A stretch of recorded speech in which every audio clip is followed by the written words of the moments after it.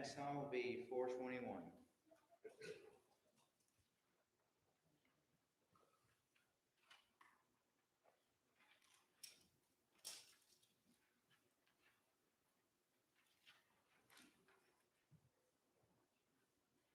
I was sinking deep in sin, far from the peaceful shore. Very deep it sank within, sinking to rise no more. Like the master of the sea, heard my despairing cry. From the waters lifted me, thou safe and on. Love lifted me, love lifted me, when nothing else could help. Love lifted me, love lifted me,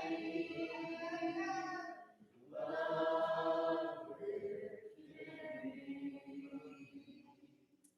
when nothing else could help. Love lifted me. Souls in danger, look above.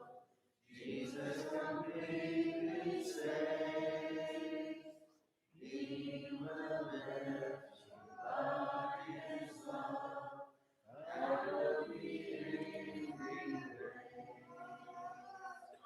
He's the master of the sea, billows His will obey. He your Savior walks simply, be saved today. Love lifted me, love lifted me, when nothing else could help. Love lifted me, love lifted me, love lifted me, when nothing else could help. Love lifted me. We got for Psalm Temptation. 674. 674. Thank you so much, Corey. Good job. All right, on the announcements, there'll be a baby shower this Sunday afternoon for Bo and Shelby Lane from 2 to 4 here at the building. Is that right? Here at the building? Yeah. And there will be one for Aaron and Sharon Hampton, Sunday, September the 19th. And then you can check the bulletin, see where both couples are registered. I'll have to tell you, little Shelby's a brave little girl. She's sitting out there all pregnant as she can be at that playground last week in that 95-degree weather, and she's out there at noontime, so she's a pretty tough little girl. But anyway, this Sunday night, please go ahead and have your throat all tuned up because we're going to have a song service. It's been a pretty good while since we've had one of those. Brian Gross got to come home today and still feeling pretty tough, but at least he's home. Delford and Wanda are both at home and cautiously, if that's not the right word, but I don't know what else to say. Doing pretty good, but having to be pretty careful. Miss Frankie went to the doctor today, and I don't know what the results are, but she finally went after being sick for a couple of weeks and not going, but hopefully they'll get her on the road to feeling better. And then any others we need to mention? By the way, Trey, Trey hates my shirt, and I know some of you do. but there's one, two, three Ohio State fans up here, all pretty close together. So you can put up with one Tennessee fan with three Ohio State fans in the building. Uh, line of word. Anyway, any announcements we need to make other than what I've already said?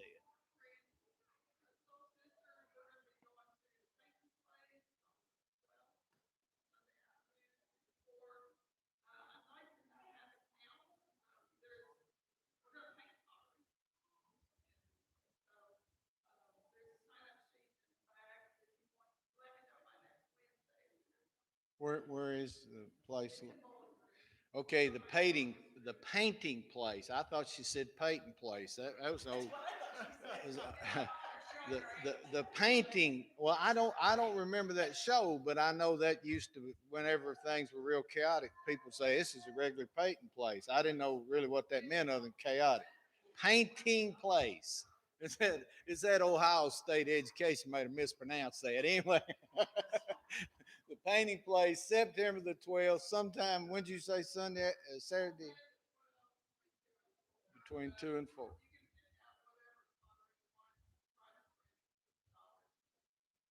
Okay. All right.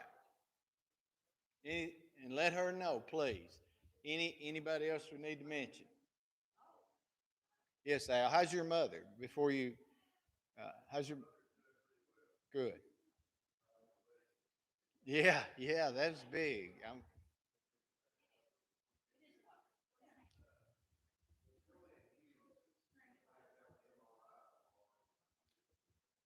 Okay. So Joanne's having an MRI tomorrow.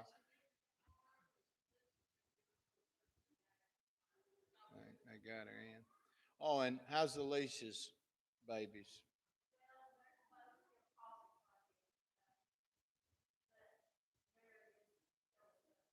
Good.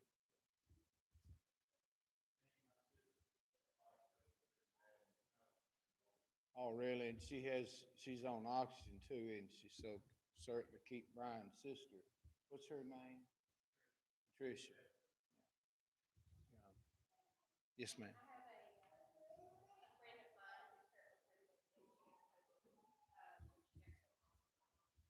Okay.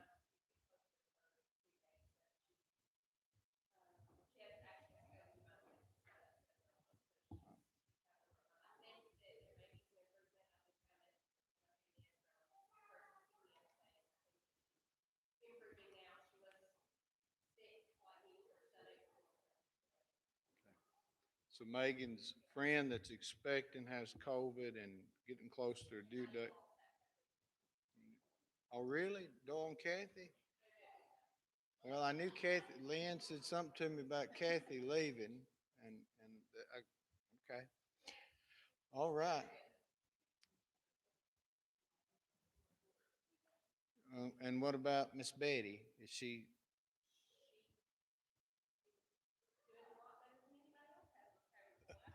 okay?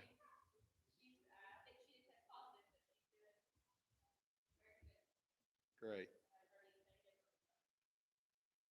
All right. If there's nothing else, we sang a song of invitation. I forgot to do the opening prayer. We'll do a closing prayer tonight if you remain in here. But anyway, if anybody needs to respond, what'd you say? 674. We encourage you to come as we stand and sing together. There's a great day coming, a great day coming, coming by and by. When the saints and the sinners shall be parted right and left, are you ready for that day to come? Are you ready? Are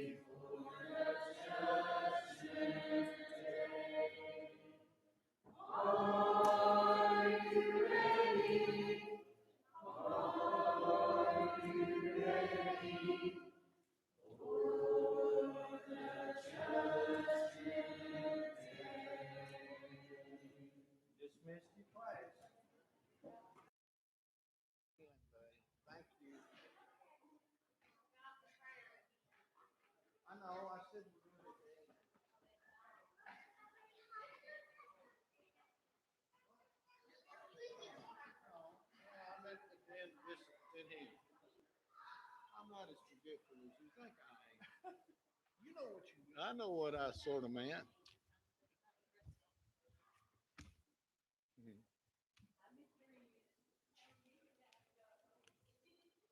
Revelation chapter 8.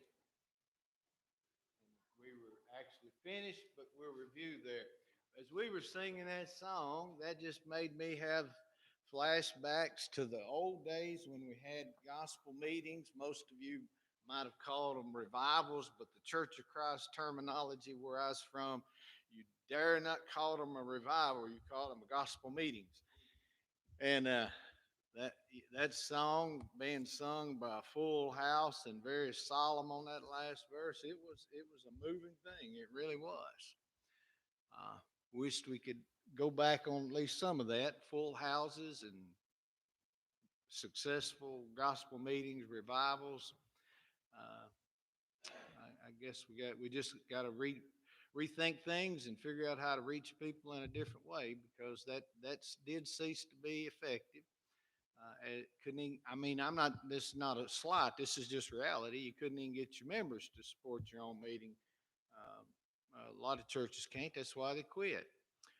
Uh, so you can't expect visitors to come when your own folks don't come. We're all too busy, too much on TV, too many things to do. I mean, that's it's part of it. It's we've let busyness become our ruler, and that's unfortunate. Now, on Peyton's place, I never did see that, but I certainly heard about it. I remember my grandmother listening to a soap opera on the radio. My grandmother Henson, my grandmama Wells didn't listen do that. But on soap operas, I know I've told this, but I'm gonna tell it real quick. I I worked at a factory right after I graduated from high school. You didn't have but three channels back in those days, and we didn't pick them up very well. But get ready for work, work second shift, turn on TV, wasn't nothing on but soap operas, so I got to watching one, The Guiding Light.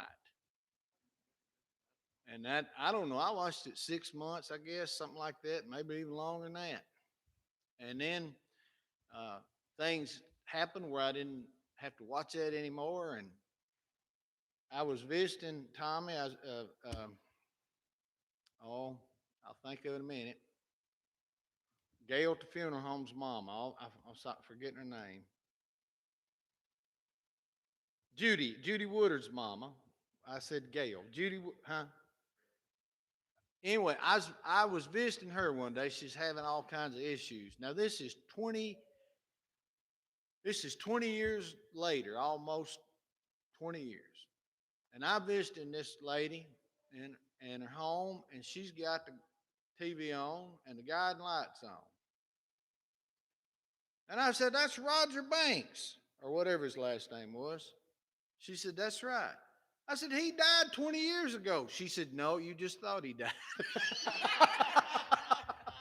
20 years after, he's still on TV. He was meaner than old J.R. Ewing back in the day.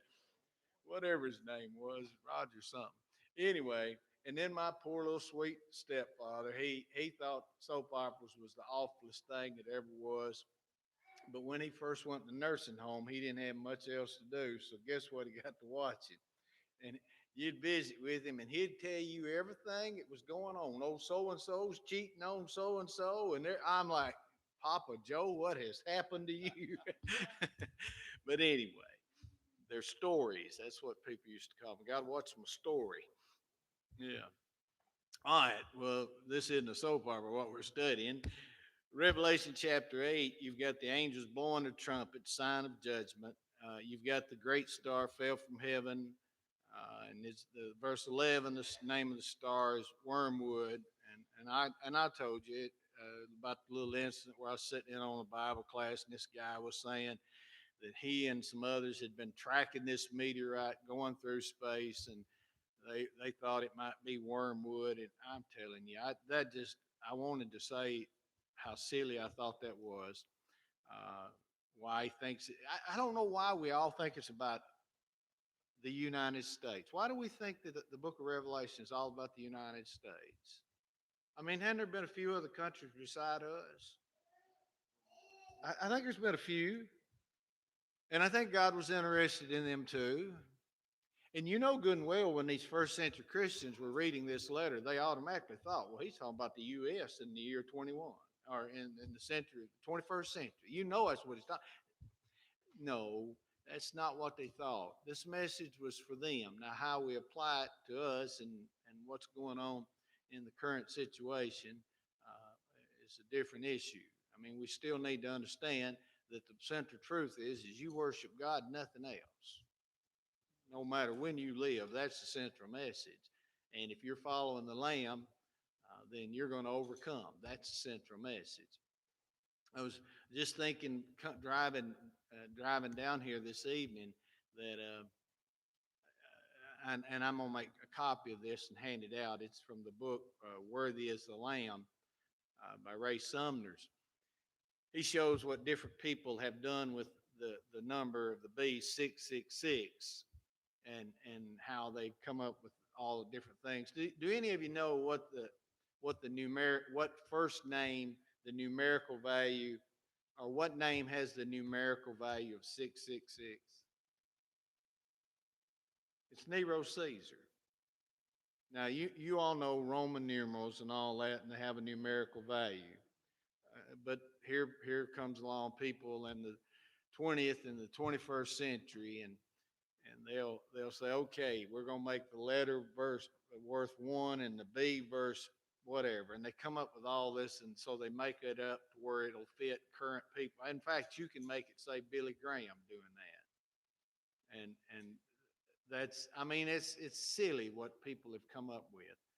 But anyway, back on this, we'll get to the 666 later on, and how it's Nero when Nero was probably dead when he wrote this letter. But okay, this wormwood, maybe it's a large meteorite. Many people died from the water because it become bitter. The fourth angel, verse 12, blew his trumpet, and a third of the sun was struck, and a third of the moon, and a third of the stars, so that a third of their light might be darkened, and a third of the day might be kept from shining, likewise a third of the night. Then I looked and I heard an eagle crying with a loud voice as it flew directly overhead. Whoa, whoa, whoa. Now, see, we talked about that last week. If you want to put an exclamation point in Hebraic writing or Jewish writing, you say it 3 times. So, woe, woe, woe to those who dwell on the earth at the blast of the other trumpets that the 3 angels are about to blow. Now, I want to tell you something before we go any further. When you get to chapter 9, I automatically do something that I'm trying to keep you from doing, and that is trying to get bogged down, trying to figure this stuff out. I will tell you that I can summarize what I think it is, even though I'm not convinced that it makes absolute sense. And again, I notice I said I think what I think it is, and I can be wrong. But the fifth angel blew his trumpet, and I saw a star falling from heaven to earth. And he was given, and that does sound like the language of Isaiah, doesn't it? And also when Jesus is with his disciples, and he said, "I saw what does he say? A star there? I saw a light falling from heaven."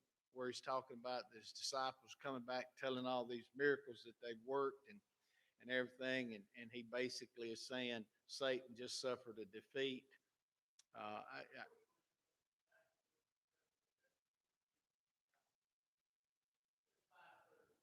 No, it's really not. It's just the idea of the earth is the natural order of the universe is out of whack.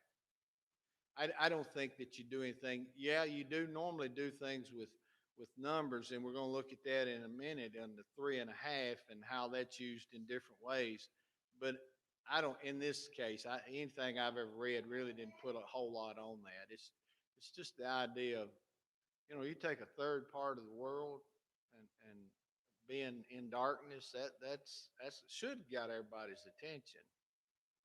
And again, I'm not too sure that it's not involving the earthquake that I said I think that this belongs to, and could have been a big meteorite as well. It could be two very natural occurrences, except for they're supernatural, and that God brought them at this time. And this area is the area of Rome, and and along up Israel and all up in Turkey. And you know this because you hear about it all the time. They have earthquakes there pretty regular. It is a fairly common occurrence. In fact, you remember how Amos tells us when he's preaching 2 years after the earthquakes, how he starts his book out. So it must have been a big one for them to make note of that because um, anyway, and we do note things by natural disasters, don't we? Um, anyway, I'm sorry I can't answer it. I can look into it more, but like I say, most of the people that I trust and enjoy reading don't really put much on emphasis on it. Now I tell you, Jim McGuigan, if you have his commentary, and I can't find my copy, I probably loaned it out to somebody. Uh, he goes more into detail, and yet with all of what he's about to say in chapter 9, he still draws a simple conclusion that I think is accurate about these horrible looking locusts that are coming on the scene. He said, I saw a star falling from heaven to earth, and he was given the key to the shaft of the bottomless pit. He opened the shaft of the bottomless pit, and from the shaft rose smoke like the smoke of a great furnace, and the sun and the air were darkened with the smoke from the shaft. Then from the smoke came locusts. Now that's a nightmare picture, isn't it? Except for it gets worse. And they were given power like the power of scorpions on the earth. They were told not to harm the grass of the earth or any green plant or any tree, but only those people who do not have the seal of God on their foreheads. Now let's think about that just a little bit before we go any further. Somebody can look back and tell me exactly where, but he talks about God putting His seal on them. Right? We that was in chapter what, maybe 8. Somebody can look that up for me. Uh, God marked His people, and I know we talked about it because I alluded to Ezekiel chapter 9, in which there's these warring angels are about to go in, and they're told to wait, and then somebody goes in and marks the people who sigh and cry over the sins of the people. So it's this symbolism. Yes, sir. That's all right. If you got the answer, I'm ready for it. Chapter 7, verse 2 and 3. Yeah, I thought it was. Yeah, in my mind, I was thinking chapter 7 is worthy as the lamb, but that's chapter 6. And then following that. Okay, chapter 6. So you got God's people marked. And we talked about that. Everybody wants to talk about the mark of the beast, right? Everybody wants to talk about that. What is that? And y'all know, some of you know this. When the Social Security number came out, people said that's the mark of the beast. Yeah, I mean, just whatever, a number identifying people. That's the mark of the beast, bound to be. Uh, and honestly, right, and there's always conspiracies, but right now there are people that are convinced that they're putting a little microchip in your COVID shot. That way they can track you, and that's the mark of the beast, and that's a bunch of nonsense. I don't know what all's in the COVID shot, but it's not a microchip. They already know everywhere we go. Anybody's got a cell phone, they track you wherever you go now anyway, don't they? Maybe, maybe we'll start the rumor that the cell phone is the mark of the beast. Well, then, that's true. I said something in here one night. Mark said, "You might be a few years from now, but you could get arrested for what you just said," and that's true. You remember saying that to me, Mark? You just said it once. You may have thought it more than that, but anyway. I mean, yeah, we are unfortunately being monitored, and I don't think it's a terrible government conspiracy. I don't get into the conspiracy theories a whole lot. Oh yeah, the computer. Well, I tell you, the Amish may be on to something. We just hadn't given them nearly the credit we ought to give them. Uh, but then the Amish are funny too because they fall for all these quick remedies. They think, what is the essential oils? They think the essential oils is the new miracle drug on everything. You get COVID. One lady told me out there by Terry's mama, you get COVID, You get you some peppermint oil and some other kind of oil, and you just rub it on you, and you fill your house up with it, and it'll kill that cold, and you'll be all right. Didn't work out that way for them. They've had it, but anyway, I don't know any of them's died from it though. So I know a lady. I'm serious. I know a lady who broke her foot and refused to go to the doctor, and she put peppermint oil, essential oil, on her foot for about 4 days before they finally convinced her it ain't making your foot any better. She went to the doctor. No, it won't heal a broke bone. Anyway, enough on that nonsense. Um, okay, God marks his people. Does he literally mark them? Does he need to? No, it's just symbolic language, folks. God knows, and I reference this in Second Peter, I think it's Second Peter, in the book of Jude. God knows, he goes through all this whole litany of in the days of Noah, God knew exactly who was righteous. Of course, the number was few. In the days of Lot, God knew how to deliver Lot out of Sodom and Gomorrah. God always knows, no matter how chaotic the world is, God always knows who belongs to him. Always. It's not a surprise. I remember hearing a preacher saying that if most of us, if we're saved, it's going to be by the skin of their teeth. That makes me so mad when I think about a preacher saying that. And he quoted the verse, "For if the righteous are scarcely saved, where will the sinner and ungodly appear?" Okay, what does that verse mean? If the righteous is scarcely saved, does the Bible anywhere else teach that we barely get by? On the day of judgment, God says, "Boy, if you had one more sin, you'd be lost. But fortunately, you made the cut." That's not the way it works. That verse, "For if the righteous is scarcely saved," somebody tell me where that is. First Peter. I'm pretty sure that's talking about the destruction of Jerusalem and God's people, Christians, getting out of Jerusalem. And if they barely survived it, what's going to happen to the people that didn't listen to Jesus' message in Matthew 24 when he tells them, when you see the abomination that causes desolation, and when you see the army coming, you get out of the city, pray that it not be on the Sabbath, pray that it not be in winter, all of that.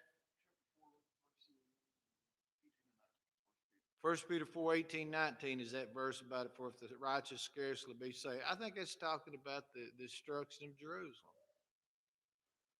And if God's people barely get through that alive, what about people that doesn't listen to the warnings of Jesus about the destruction of Jerusalem? Now that's something to think about. I'm not expecting you to automatically accept it, and I know you don't. Not just like that, but it's a difficult verse. But in light of everything else that we know about salvation, you are either saved or you're not saved, unless you want to adopt the Catholic belief of purgatory, of, well, you're saved, but you got to go suffer for a while. That's not biblical. So get on with this. These scorpions, not allowed to kill people, but they're not normal scorpions, are they? And again, here I go, trying to almost sound literal. What I want you to see is there's saying something to us. They're not allowed to eat any green thing. Well, what do scorpions eat? Green stuff, right? So this is not, and they're not supposed to harm people. Where did God use locusts before on a mass scale? Plague in Egypt. He also that's probably what he's referring to in Joel, in the book of Joel. It sounds like a marching army, but I'm pretty sure it's a locust invasion.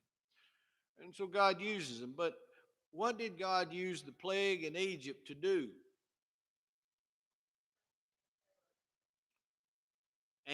But he also knew he wasn't going to change it. And what's the ultimate game plan for God there? To deliver his people. And I told you last week, kind of in closing, that one thing I want you to do, you don't have to agree with what I'm saying on this, but I would like you to remember a couple of things. It's a worship book. One of the things they worship God about is his judgment. And until we get in the right frame of mind and start celebrating God's judgment, we're not thinking the way the book of Revelation teaches us to think. It's a book about who you're supposed to worship.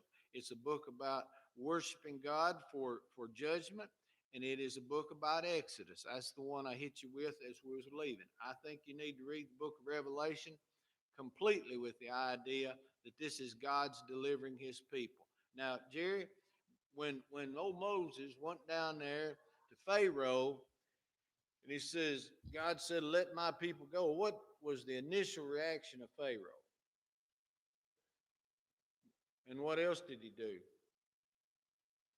You know this because the people came back to him and says, man, what'd you bring all this on us? Remember, he made it harder. Is God's people going to, just because God is going to bring the persecuting Roman government down, does that mean that Christians are not going to suffer in the process? Okay, I just sound like I contradicted myself, but I don't think I did. I think you have to take this with with how it's in light of what's been said. In fact, the souls under the altar, that's chapter 8, right? The souls under the altar are crying out, how long, God, before you avenge us? What are they told? Remember? Gave in white robes, told to wait because more of you are coming this way, right? So I think that there are going to be people, but these locusts, they're not going to attack God's people. That's what I want you to see here, and see how it fits this theory that I have. And I'll admit it comes from Jim McGuigan, and I've held on to it for a long time, and I see it stated by other people as well. I think that what you've seen, and this may not make a lick of sense to you, but I think what you've seen is God working through the created order to punish Rome. And now he's going to hit them with something that really hurts, the results of their own sins. In fact, Jim McGuigan's commentary on Romans, and I don't have it anymore either. Jim McGuigan's commentary on Romans in that chapter 1 where it talks about how they refused to retain God in the knowledge, and God said, have your way. God says one way that he punishes people sometimes, he says, all right, you don't want me? Do your own thing. And that is a punishment because it brings chaos and pain to a person's life. I think that is what this is referencing here. I think they're going to suffer from the results of their sins here. Now, it may not make sense to you. I invite you to look into it. I've given you good commentaries. I can give you some bad ones too, but I don't want you to spend your money on them. The I heard somebody the other day, and I don't listen to religious radio. I used to, but I just don't listen to it anymore. And anyway, I heard somebody, or maybe I read it. Somebody referenced Hal Lindsey and what he said about the Book of Revelation. Let me tell you what you do if you come across a book written by Hal Lindsey on the late great planet Earth.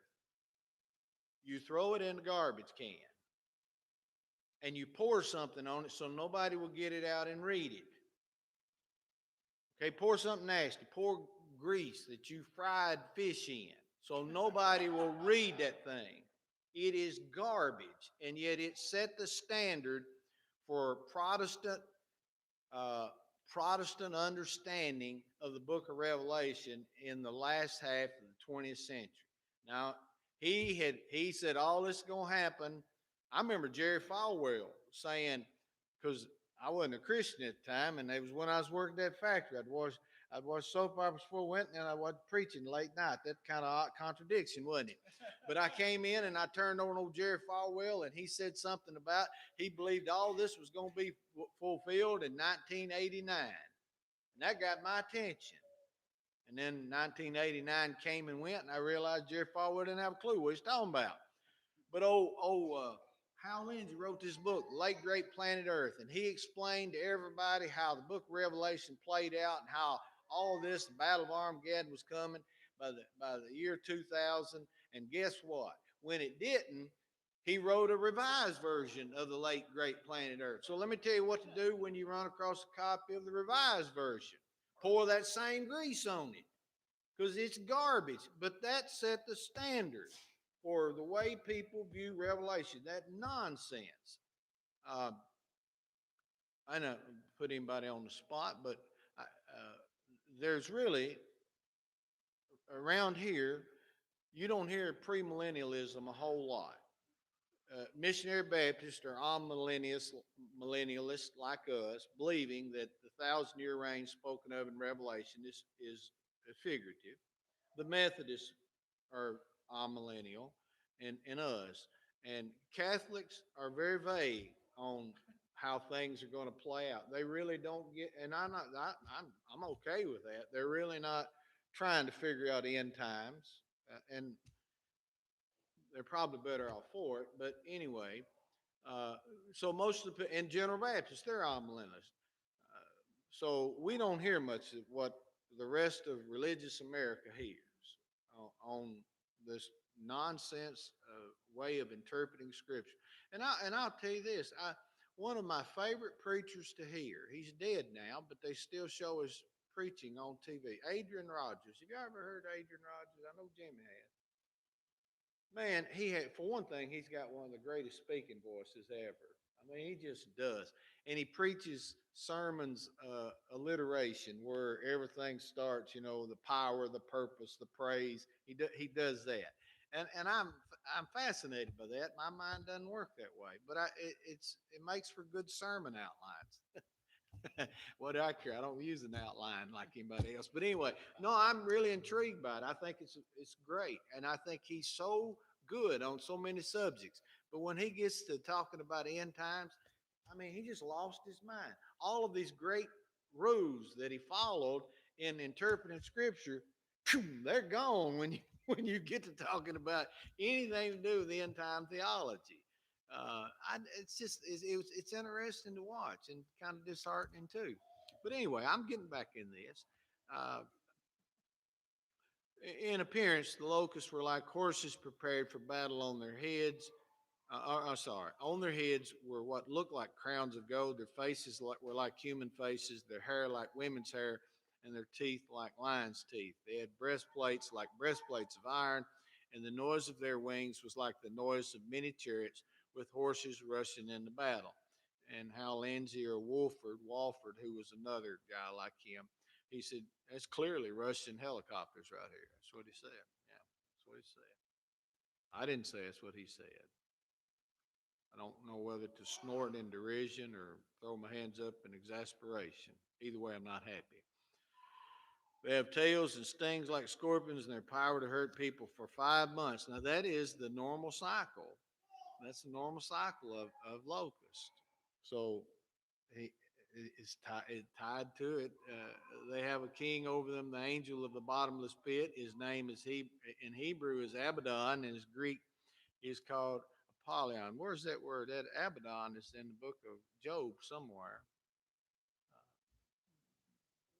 chapter 3 or 4, somewhere back there. Anyway, it's chapter 26. Okay, well that's right. I'm just 23 chapters off. Yeah, I'm just 23 chapters off. That's not bad. At least I got in the right book. Anyway, um, now you read that and you hear my explanation. You say it doesn't make any sense. I'm gonna agree with you. I find that I'm not satisfied with it either. But I hadn't found anything better than that. Okay. I tell you one thing that I when I first started preaching, and I'm not going off on another tirade, but when I first started preaching, Chris, I don't know whether you've got some of this too. You're supposed to know everything there was about the Bible. You wasn't supposed to say I don't know. Everybody in churches of Christ used to be scared somebody's going. We wouldn't teach others because we're scared somebody's going to ask us a question we didn't know the answer to. You know what? I figured it out. It's okay to say I don't know. We don't know everything.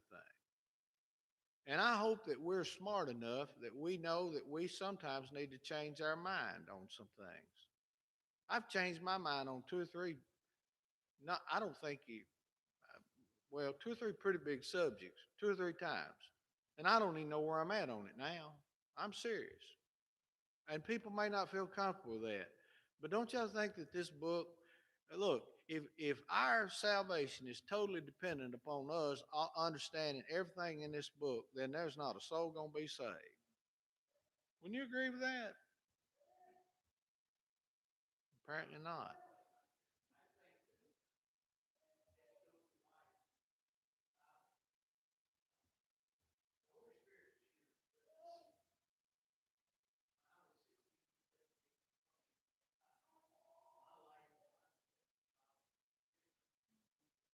It sure is. Yeah, it's better. And you also understand that you still aren't sure, right? I mean, there's still some things like, well, if nothing else, Book of Revelation.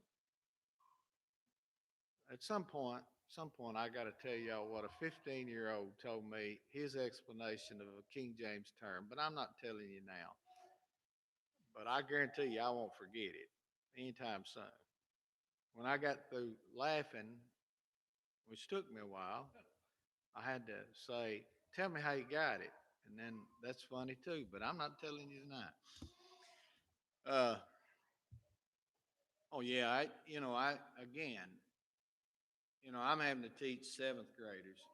I don't teach seventh graders the same way I'm going to teach in here. I didn't know it, but seventh graders can't spell a whole lot. Did y'all know that? They can't spell many words, not right anyway. And you're just your comprehension and your ability to make application. Jerry, that's one of the big things is your ability to make application to it in your life. I mean, it's just not there. It will be. It will be one day. Um, anyway, sorry, I'm thinking about the answer I got. Anyway, uh, now I have a problem with my understand on that. Next one, I'm not too worried about. Okay, I'm good with it. The sixth angel blew his trumpet, and I heard a voice from the four horns of the golden altar before God, saying to the sixth angel who had the trumpet, "Release the four angels who are bound at the great river Euphrates." Uh, so the four angels, man, I tell you, Ray Lynn is making some cute sounds. So the four angels who had been prepared for the hour, the day, the month, and the year, this is God's timing, okay? This isn't something God made up on the spur of the moment. This is His timing, His plan, were released to kill a third of mankind. Again, there's that third, Jerry. The number of mounted troops was twice 10,000 times 10,000. Now you probably have a some of you probably have a translation that says 200 million. You ever say that? I'm glad it says 200 million because I can't do the math to come up with 200 million on that twice time. Anyway. I'd have got Lynn to do it for me. Okay, again, old Hal Lindsey, he said that's Russian soldiers. No, I'm sorry, I misquoted. That's Chinese soldiers and they're massed at the border of Israel. I know China's really interested in Israel. But that's what he said. There's Chinese soldiers massed, and if you want to get real uh, literal about it, they're riding horses. You reckon there's 200 million Chinese soldiers riding horses anywhere? Okay, what this Euphrates, Tigris Euphrates River area, I go back to something I said earlier. The Parthian Empire. The Romans couldn't defeat them. They couldn't defeat them, and they always felt threatened. That borderland was always a threat, and so I think that they're suffering from their sins, their internal. Let me put it that way: the internal corruption within the empire, and I know that's partly true, even if it's wrong to point it out here. But outside invasions is going to affect and preachers used to quote. I don't. I bet there wasn't too many preachers that actually read the Rise and Fall of the Roman Empire by Gideon, but you used to have to quote him if you was a preacher. And he concluded in his writings. And by the way, he wasn't writing from a church perspective because he didn't have much respect for church or Christianity. But he concluded that five major things contributed to the downfall of Rome, and two of them was inner corruption and outside invasions. So I don't think you're supposed to think literally 200 million soldiers. I think you're supposed to get the idea that there's a big army up there, and they're coming in, and they're gonna wreak havoc, and that did happen. They didn't destroy the Roman Empire, but man, they wore them down. Wars cost a whole lot of money, don't it? One other thing, I'll mention this in passing. One other thing that uh, contributed to the downfall of the Roman Empire: uh, government wasteful spending and people on the dole. In other words, welfare. That's three of the five. Hmm? Well, maybe, I don't know. Yeah, I mean, you can, you know, can't spend. I'm as an individual, I know I really don't need to be spending more money than I'm making, but government doesn't operate that way and hasn't in a long time. It's not current. It's been that way a long time. Yeah. I honestly don't believe. Now, it's not meant to be a political statement. This is not one party or the other. This is true of both parties. I don't think that the major leaders are worried at all about the national debt. I mean, I don't think it affects them. It does us when we hear it, but I don't think it does them. I mean, because this current president and the last president spent trillions of dollars that we didn't have. I mean, both of them, right? I mean, that's been fair. I don't think it bothers them. It just does me. And you, maybe don't. Maybe you know stuff I don't. I'm sure that's true. Uh, and verse 17, and this is how I saw the horses in my vision, and those who rode them, they wore breastplates, color fire, and of sapphire, and of sulfur, and the heads of the horses were like lion's head, and fire and smoke, sulfur came out of the mouths. By these three plagues, a third of mankind was killed by the fire and smoke and sulfur coming out of their mouths. For the power of the horses is in their mouths and in their tails, and from their tails are like serpents. So you can see how somebody could say this was a Russian MiG here. That's what he said. You could see that, right? I mean, seriously, you could see that. But again, I don't think I don't think that we're. I think this is just supposed to be a real scary picture, and it is. I mean, it is. And I will go back and say something I've said from the start, folks. If I turn out that my understanding of Revelation is wrong and all this is still to come, I still know who the Lamb is, right? And that's your takeaway. Well, I hate to hear Christian people say, "Oh, Book of Revelation scares me." Well, if you're following the Lamb, you ain't got anything to worry about. I mean, you might die, but you know where you're going. You're gonna die anyway. You just might die sooner than you'd planned. I mean, that's the truth, isn't it? So I mean, I'm not. Please don't think I'm being dogmatic by rejecting other views. I'll go back over this, and poor Bethany's heard this, and Tom and Wanda, I realize, have heard this, and I'll explain this at some point. I don't really want to explain. Y'all look it up. You got a phone. Most of you got a phone. Look up amillennialism, premillennialism, postmillennialism, and then you can do all the mid-trib, pre-trib, and all this millennialism. Y'all know what all that means? Trey, you know what all that means? Well, we're amillennialists, okay? Not that that helps you a whole lot.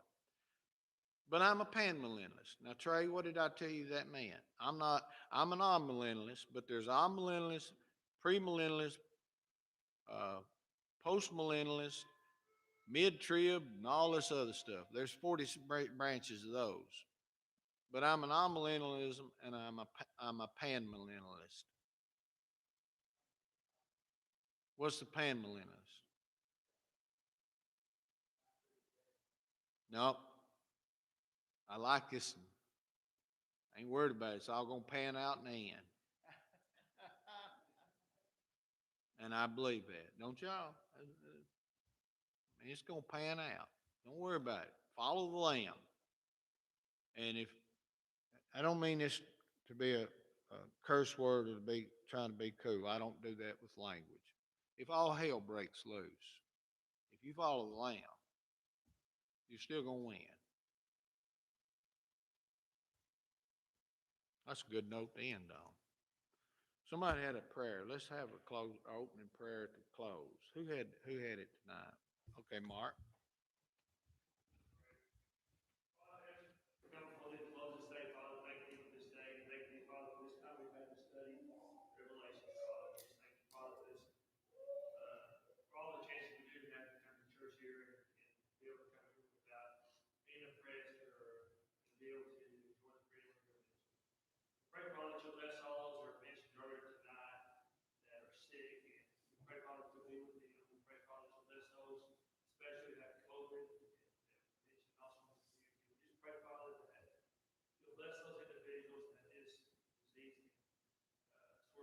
course, we can get back to our normal lives soon, and for us to realize, Father, that, it's been a difficult, time with this, but we know, Father, uh, that we do have control of today, tomorrow, and the future. We just pray, Father, that we will try to hold our faith.